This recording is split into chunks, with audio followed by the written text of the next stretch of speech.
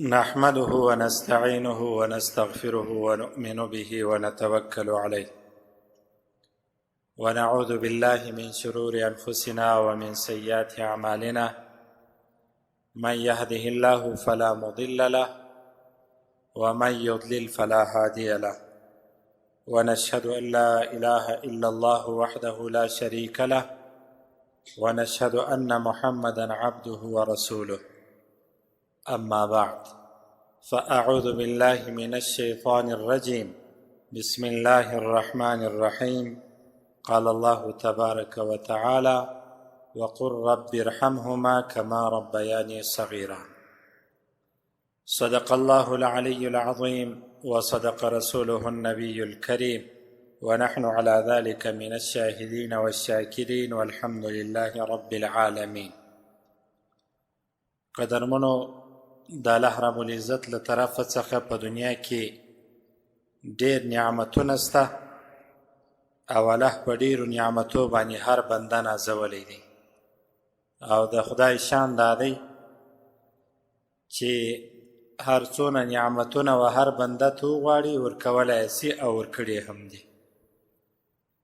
د ټولو نعمتو ترڅنګ یو لوی نعمت مور او پلار هم دي چې الله رب العزت هر انسان ته ورکړي دي. مور او پلار د خدای جل جلاله له طرفه څخه لوی نعمت دی. د مور او پلار سره په ژوند کې نیکي او ښه ګزاره په قرآن هم ثابته، په حدیثو هم ثابته خبره ده او په مذهب کې هم ډېرې مسلې داسې شته چې په ژوند کې چې مور او پلار د چا ژوندي وي باید ښه ګزاره ورسره وکړي. د دغه نعمت سره چې مور او پلار دي د مرګ وروسته هم ښه ګزاره کول پکار دي. نو د نن په حدیث کې دا وایو چې د مور او پلار سره د مرګ وروسته نیکي کول څو ډوله ده او څنګه انسان کولی شي چې د خپل مور او پلار سره د مرګ وروسته نیکي او ښه ګزاره وکړي او د دوی حق ادا کړی وي. نو د دې کتاب الادب المفرد په 19 باب کې دا خبره نن کوو، باب بر الوالدین بعد موتهما. دا باب په دې باره کې دی چې د مور او پلار سره ګزاره ښه ګزاره، بر نیکي الوالدین د مور او پلار سره بعد موتهما د دوی د مرګ وروسته د مور او پلار سره ښه ګزاره. نو 15 حدیث کې رسول صلی الله علیه وسلم څه راته فرمایي چې ورته متوجه سو وایو انشاءالله تعالی ډېر څه به ځینې زده کړو. حدثنا ابو نعيم قال حدثنا عبد الرحمن بن الغسيل قال أخبرني أسيد بن عبيد عن أبيه أنه سمع أبا أسيد يحدث القوم. حضرت ابو أسيد رضي الله عنه فرمای وخپل قوم او خپل ټولۍ و جماعت خپل قبیلې ته خبره کوله، بیان ورته کوي راته ورسئ یو خبره به درته وکمه. د رسول صلی الله علیه وسلم سره دی فرمایي چې موږ ناستو. نو حضرت ابو اسید رضی الله عنه فرمایي یحدث القوم، خپل قوم ته بیان کوي. قال حضرت ابو اسید رضی الله عنه فرمایله كنا عند النبي صلی الله علیه وسلم، موږ د رسول صلی الله علیه وسلم سره یو وار وو او د ده سره ناست وو. د ده مبارک سره مو حضور درلودی، د مبارک تشریف درلودی، موږ هم ورسره وو. فقال رجل، نو باره یوه سړي پوښتنه ځینې وکړله. پوښتنه یې څنګه ځینې وکړله او څه یې ورته وویله رسول علیه الصلاة والسلام ته؟ فقال رجل یا رسول الله، نو یو سړي دا وویل ای د الله رسوله، هل بقي من بر ابوی شیء بعد موتهما ابرهما؟ ای د الله رسوله، هل بقي آیا پاته دی من بر ابوی شیء، زما د مور او پلار سره چې زه نیکي وکمه بعد موتهما د دوی د مرګ وروسته داسې یو شی شته چې زه د دوی سره نیکي وکم، یو څه شی پاته دی او که یا ابرهما چې د دوی سره د دوی د مرګ وروسته هم نیکي وکم. پوښتنه یې داسې وکړل. علما فرمایي وایي د دې مطلب دا دی چې په ژوند کې خو د هر انسان د خپل مور او پلار سره ښه کوي، د مرګ وروسته هم ای د الله رسوله موږ د خپل مور او پلار سره ښه ګزاره کولی سو او که یا. یو سړي پوښتنه وکړه د رسول علیه السلام څخه. رسول صلی الله علیه وسلم 4 شان قدرمن ور وښوله چې پر هر یوه به انشاءالله تعالی لږ خبره وکړمه. قال، د الله رب العزت رسول وفرمایله صلی الله علیه وسلم، نعم، هو، یو څه داسې شان شته چې د مرګ وروسته هم تا ته پاته دي او ته د خپل مور او پلار سره د مور او پلار د مرګ وروسته ښه نیکي کولی سې او د دوی حق ادا کولی سې او د دوی سره به دې ښه ګزاره کړې وي. 4 شان دي. خصال 4 4 خصلتونه دي، 4 نیک کارونه دي، 4 ښه خویونه دي. د دوی د مرګ وروسته یې ته کوه، انشاء الله تعالی ستا به د خپل مور او پلار سره ښه نیکي وي. اوس یې نو واورئ. اول، الدعاء لهما والاستغفار لهما. یو شی چې د مور او پلار د مرګ وروسته پر خپل اولاد باندې د مور او پلار حق دی او ښه ګزاره ورسره وکړي، نیکي ورسره وکړي، هغه دا دی چې مور او پلار ته دعا وکړي د دوی د مرګ وروسته. د الله رب العزت څخه د دوی لپاره استغفار وغواړي، د الله څخه د خپل مور او پلار لپاره د مغفرت او د بخشش دعا یې وغواړي. اوس نو قدرمنو، په جمعه کې یو وار د خپل مور او پلار زیارت ته ځئ، هلته دعا کوئ او د خدای څخه د دوی لپاره استغفار، د ګناهو د مغفرت او د بخشش دعا غواړي. دوهم، که لرې یاست هم د دوی لپاره دعا غواړي او د الله څخه استغفار غواړي د دوی لپاره. دریم، که مو په وسه کېدله خیر او خیرات د هغو لپاره کوئ تر څو د دوی روح خوشحاله سي په خیر او خیرات باندې. څلورم، که مو وس کېدله د دوی د روح د خوشحاله کېدلو لپاره 2 رکعاته لمونځ کوئ نفل او دوی ته یې ثوابونه وربخښئ. په دغو کارو باندې به د دوی د مرګ وروسته اولاد، زوی او لور د خپل مور او پلار سره د دوی د مرګ وروسته ښه ګزاره کړې وي، نیکي به یې کړې وي. نو رسول صلی الله علیه وسلم ورته وفرمایله الدعاء لهما والاستغفار لهما. د مور او پلار سره د دوی د مرګ وروسته یو ښه کار دا دی، ښه ګزاره دا ده، نیک خوی دا دی، ښه خصلت دا دی، ښه عادت دا دی چې د دوی لپاره دعا وغوښتل سي او د دوی لپاره د خدای څخه استغفار وغوښتل سي. ګورئ، که مو په عربي کې دعاوې زده وي خو ښه، کنې د لمانځه وروسته دا دعا کوئ، لکه زموږ د وخته څخه چې اولادو ته مور او پلار دعا ور زده کوي چې د لمانځه وروسته داسې دعا کوه: خدایه ما وبخښه، زما مور او پلار وبخښه. دا په حقیقت کې دغه حدیث دی چې د دوی د مرګ وروسته د دوی لپاره دعا او استغفار غواړه. اوس یې نو په داسې ژبه وروره غواړه او په داسې خوله یې غواړه، په داسې زړه یې غواړه چې هغه زړه غافله نه وي، بیداره زړه وي. یعنې مطلب دا، حدیث شریف کې راځي رسول علیه السلام فرمایي، وای الله د غافل زړه دعا نه قبلوي. د غافل زړه دعا څنګه ده چې خدای ته څوک متوجه نه وي، مازې پر خوله باندې الفاظ ووایي: خدای ما وبخښه، زما مور و پلار وبخښه. دعا خو ده، خو د الله رسول فرمایي چې د غافل زړه دعا الله نه قبلوي. الله ته متوجه سه، حمد و ثنا و ستاینه و صفت د خدای بیان که، وروسته درود شریف ووایه، وروسته په توجه باندې لاسونه پورته که، د الله رب العزت څخه د خپل مور او پلار لپاره دعا وغواړه، خپله ټوله توجه خدای ته ورواړه. او که دې چیرې دا هم نه سوای کولی، دونه قدر خو وکړه چې په خپل خیر کارو کې خو مور او پلار یادوه. زوی او لور باید همیشه دا نیت وکړي چې هر د خیر کار چې زه کوم، هر د نیکۍ کار چې زه کوم، هر ښه کار چې زه کوم، زما په ژوند کې په هغه ښه کار د خیر په کار کې زما د مور او پلار نیت ما کړی. یو ورځ نیت وکړه وروره، د مرګ تر ساعته پورې چې څونه ښه کارونه ته کوې، د ټولو ښو کارو ثوابونه به ستا مور او پلار توروه.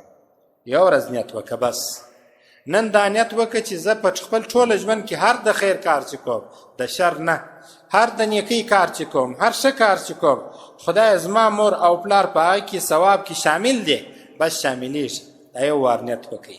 نو د خپل مور او پلار لپاره د دوی د مرګ وروسته دعا غوښتل، د دوی د مرګ وروسته استغفار غوښتل، دا نیک خوی دی، ښه خصلت دی.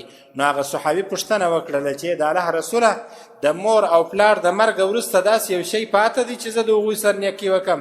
د الله رسول ورته وفرمیل هو، 4 شیان پاته دي د دوی د مرګ وروسته چې ته ښه کار ورسره وکړې، ښه نیکي ورسره وکړې، ښه چلند ورسره وکړې د مور او پلار سره. یو دعا دی، یو بل استغفار.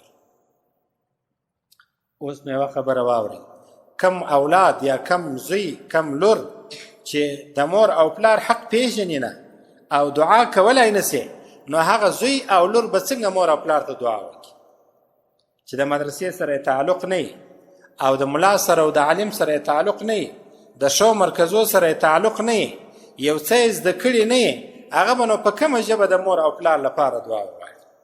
ښه خبره دا ده چې خپل په ژوند کې خپل تعلق د مدرسې او د عالم او د یو ښه مرکز سره جوړ کړو، تر څو هغه عالم او هغه مرکز موږ ته ښه شیان راوښیي او د دعا طریقه هم راوښیي، د استغفار د مغفرت د غوښتلو طریقه هم راوښیي. نو رسول صلی الله علیه وسلم وفرمایله ستا د مور سره ستا د پلار سره د دوی د مرګ وروسته ښه ګزاره او ښه نیکي دا ده چې دوی ته دعا وغواړي. او کله کله قدرمنو د ښو خلکو څخه هم دعا غواړئ چې زما مور او پلار ته دعا وکړه. دا زموږ په پښتنو کې داسې عادت راغلی دی، ښه عادت دی چې کله یو څوک وفات سي د چا مور او پلار یا مولوي صاحب خبر نه د لمانځه وروسته غږ پر وکړي مولوي صاحب د مړو لپاره یو دعا وکړه. ښه کار دی چې بس او د چا د مور او پلار لپاره که د مولوي صاحب او د عالم صاحب څخه دعا وغوښتل سي ښه کار دی. که د یو پیر او د مرید و د یو ښه سړي د نیک انسان څخه د الله د دوست څخه دعا وغوښتل سي چې زما مور او پلار ته هم دعا کوه، دا هم دعا او استغفار دی. د دوی د مرګ وروسته ستا زوی او ستا لور ښه ګزاره ده د خپل مور او پلار سره. دوهم کار وانفاذ عهدهما، وانفاذ او پوره کېدل عهدهما د مور او پلار د وعدو. دوهم ښه کار چې ته د مور او پلار سره د دوی د مرګ وروسته یې کوې، دوهم ښه کار دا دی د دوی وعدې پوره کړه. دوی چې کومه وعده کړې ده، دوی چې کوم وصیت کړی دی، دا وصیت یې کړی دی چې ما ته دغسې کفن راکړئ چې د حرم شریف څخه ما راوړی دی، د زمزم په اوبو مې پرېولی دی، ما ته په هغه په کفن کې کفن راکړئ. ګوره زویې ګوره لورې، پر تا باندې د مور او پلار وصیت لازمي دی چې پوره یې کړې، په هغه کفن کې کفن ورکړه. که پلار او مور وصیت کړی و چې زما د مرګ وروسته زما په میراث کې په درېیمه حصه کې پلانکي سړي ته پیسې ورکړئ، په پلانکي مسجد کې مصرف کړئ، په پلانکي مدرسه کې مصرف کړئ، پلانکي یتیم کونډې او غریب ته یې ورکړئ. ګوره زوی او لور او پر دغه پلار او مور پر بچانو باندې دا واجب کار دی. علما فرمایي زموږ د مذهب مسله ده، دا لازمي او واجب کار دی چې د مور او پلار وصیت پوره سي. د مور او پلار په میراث کې د میراث په درېیمه حصه کې، او که یې دا ویلي وه چې زما د میراث څخه درېیمه حصه ټوله خیرات کوي، بیا به نو درېیمه حصه ټوله خیرات یې راګرځوي به یې نه. و انفاذ او پوره کېدل عهدهما، د مور او پلار د وعدو پوره کېدل. ګوره که د مور او پلار څخه یو څوک لا وفات سو، اول به کفن ورکوي د ده د مال څخه، د مور د مال د دې د مال څخه د مور یا د ده د مال د پلار د مال څخه به ورکوي کفن، د شخېدو مصرف به د دوی د مال څخه کوئ. دومه خبره دا ده که چیرې پر مور او پلار باندې پورونه باندې و د ده د مال څخه به ادا کوئ. او درېیمه خبره دا ده که یې وصیت کړی و د ده د مال څخه به د دغه مړي وصیت پوره کوئ، که مور و که پلار و او وفات سوله وصیت یې کړی و. څلورمه خبره دا ده چې د مور او پلار که څوک وفات سو مال یې پاته سو، د وارثانو تر مابین به یې پوره تقسیموئ، هر وارث ته به پوره حصه ورکوئ، څوک به یې خوري نه. که چا داسې کارونه وکړه له غاړې یې بندېږي، ګناه یې په غاړه ده، مظلمه یې په غاړه ده، د بل چا حق یې وخوړي غاړې یې بندېږي. نو رسول صلی الله علیه وسلم وفرمایله چې دوهم کار چې د مور او پلار سره د مرګ وروسته ته ښه ګزاره وکړې، ښه نیکي وکړې، د دوی د وعدو پوره کېدل دي. دوی چې کومه وعده کړې وه، کوم وصیت چې یې کړی و، کومه د ښې ګزارې امر چې یې کړی و، دا ښه ګزاره به کوې، حسن سلوک به کوې، ښه ګزاره او حسن سلوک ښه نیکي، او دوی چې د هر شي وصیت کړی و هغه به پوره کوې. درېیم و اکرام صدیقهما، د مور او پلار د ملګرو د انډیوالانو ښه عزت کول، دا هم د مور او پلار سره د مرګ وروسته د دوی سره ښه ګزاره ده. د یو چا څخه مور او پلار مړه سول، مور یې مړه سول، د مور د خوا قریبان پالئ، مور یې وفات سوله، خاله پاته سوله، د مور مامي پاته سول، د مور د خوا قریبان پاته سول، د هغو سره ښه ګزاره کوه. پلار مړ سو، پلار دې انډیوال درلودی، پلار دې دوست درلودی، د پلار د خوا قریبان وه، د هغوی سره ښه ګزاره کوه. نو رسول صلی الله علیه وسلم د هغه صحابي د سوال په جواب کې وویله، کوم صحابي چې پوښتنه وکړه چې د الله رسوله زما د پلار او د مور د مرګ وروسته داسې یو شی شته چې زه هغه عملي کم او د دوی سره نیکي وکړم. د الله رسول ورته وفرمیل چې و څلور شیان دي. دریم شی دا دی، دریم کار دا دی و اکرام صدیقهما، د خپل مور او پلار د دوستانو د رفیقانو د دوستانو د قریبانو سره به ته ښه ګزاره کوې، اکرام و عزت به یې کوې. او عجیبه خبره به درته وکړمه، په دې کتاب کې یو حدیث شریف راځي، رسول صلی الله علیه وسلم چې به کله بوزه خیراتوله یا به یې خیرات کړل یا چې به هر حیوان په لاس ورلی روا، بوزه وه، پسه و، سیرلی و، میږه وه، یا په هغه وخت کې چې هر څه سهولت و، رسول صلی الله علیه وسلم چې به کله بوزه یا میږه یا پسه خیراتوي نو د حضرت خدیجې رضی الله عنها همزولانو د هغې شریکانو ته به یې خیرات او برخه ورستوله. حضرت خدیجه رضی الله عنها د رسول صلی الله علیه وسلم اوله بیبي وه. نبی علیه الصلاة والسلام د 25 کاله و، حضرت خدیجه رضی الله عنها د 40 کاله وه چې واده یې ورسره وکړي.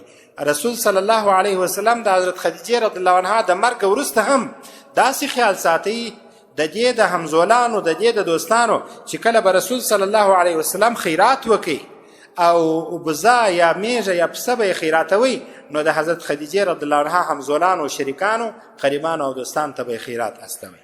نو علما فرمایي وایي که دې پلار مړ سو یا دې مور مړه سوله، مور دې په محل کې، پلار دې په محل کې یو دوست و اشنای درلودی، مور دې همسایتوب ښه کوئ، د بلې کورنۍ د ښځو سره یې ښه همسایتوب کوئ. ګوره د مور حق پر تا باندې دا دی چې د مور د مرګ وروسته، د پلار حق پر تا باندې دا دی چې د پلار د مرګ وروسته د پلار اشنایان پاله، د پلار قریبان پاله، د مور هغه همسایګان چې مور ستا مور ښه ګزاره ورسره کول هغه پاله هېروه. الله دې موږ ته وسع اتوان راکړي. او څلورمه خبره قدرمنو دا ده چې رسول علیه الصلاة والسلام وفرمایله چې د مور او پلار سره د مرګ وروسته ښه ګزاره او نیکي هغه وصلة الرحم التي لا رحم لك الا من قبلهما یا قبلهما، هغه صله رحمي، هغه قرابت وپاله چې د مور او پلار له طرفه تا ته پاته سوی وي. مخکې مې هم دا خبره وکړله، اوس به یو څه تشریح نوره وکړم. د مور او پلار له طرفه قرابت څنګه پاته سو؟ مور کله کله لور واده کړي، پلار کله کله زوی ته یو دوستي وکړي، پلار کله کله قریبان او دوستان ډیر ولري، خپل اکاخیل و ماماخیل او د عمه زامن ولري. هغه صله رحمي، هغه قرابت چې د پلار د خوا تا ته پاته دی یا هغه قرابت او دوستي چې د مور د خوا تا ته پاته ده هغه پاله. نو رسول الله صلی الله علیه وسلم وفرمایله د هغه صحابي په جواب کې چې صحابي وفرمایل ای د الله رسوله، د مور او پلار سره د مرګ وروسته داسې یو څه پاته دي چې زه د مور او پلار سره د دوی د مرګ وروسته ښه ګزاره وکړم. نو د الله رسول ورته وفرمایل چې هو څلور شیان دي. اول شی دا دی چې د مور او پلار لپاره د دوی د مرګ وروسته دعا غواړه، د الله څخه د دوی لپاره استغفار غواړه. دوهم کار دا دی چې د دوی د وعدو انفاظ کوه، دوی چې کومې وعدې په ژوند کې کړې وې د مرګ وروسته هغه وعدې پوره کوه. اوس کله کله پلار او مور دا وصیت وکړي چې ګوره زما د مرګ وروسته دا زما لور یا زما زوی را ملا کړي، زما په زوی باندې حفظ وکړي، زما په لور باندې قرات ووایست او زما په بچیانو باندې اسلامي تعلیم وکړي. دا پر وارثانو باندې لازمي کار دی چې کوي به.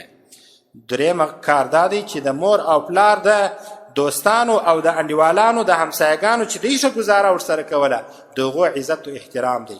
او څلورم دا دی هغه قرابت چې د مور او پلار له طرفه د هر یوه له طرفه څخه پاته و هغه قرابت وپاله، صله رحمي وکړه.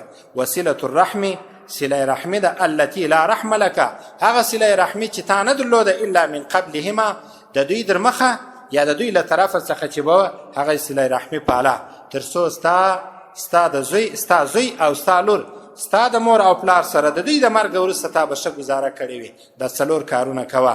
الله دې پر دې څلورو سرو کارو د عمل کولو توفیق راکړي. خپل مور او پلار ته دعا کول، د دوی لپاره استغفار غوښتل، د دوی د مرګ وروسته د دوی وعدې پوره کول، د دوی د مرګ وروسته د دوی د رفیقانو سره ښه ګزاره کول، د هغو عزت کول، او د دوی د مرګ وروسته د دوی هغه قرابتونه، هغه دوستي، هغه صله رحمي چې دوی موږ ته راپرې شوې هغه پالل. الله دې پر ټولو خبرو د عمل کولو توفیق راکړي. واخر دعوانا الحمد لله رب العالمین.